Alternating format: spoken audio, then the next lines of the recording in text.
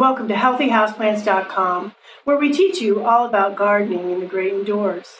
Today's video is sponsored by our Amazon affiliate link, which you'll see in the comments section below.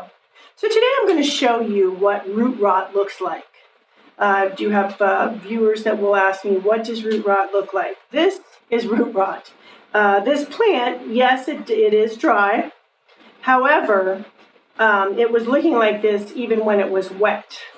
And I have been working on getting rid of the root rot, and then we're going to have another video on more on that, but I just want to show you what it's like.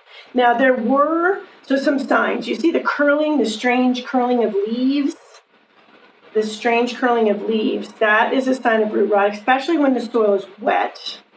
So say, this is dry, right? And I water it, and it's still curling like this, which is what would happen. So, and when I was actually given this plant as a rescue, it was sopping wet and had been sitting in sopping wetness, which is how it got sick. And it was doing this droopy thing. So also, even worse, you can see here, if you look at the soil closely, you can see at the soil level, you can see that it has a powdery substance. So there's a powdery substance here on the soil, and that powdery substance is actually fungal spores. It's fungus. There was even at one point when I first got this plant, which is still alive, as you can see, so I am trying to revive it. There was also even mushrooms. So if you have mushrooms growing on the top of your soil, that's definitely a sign of root rot.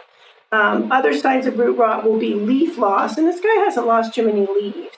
Also, the tips can become like this. This can also mean too dry or too wet, but usually, well, for this one, it's too wet. So that is another sign. Also, this one's fine in that regard, but if you feel at the base here, at the base or the stem, and it's squishy, weirdly squishy, that is another sign of root rot.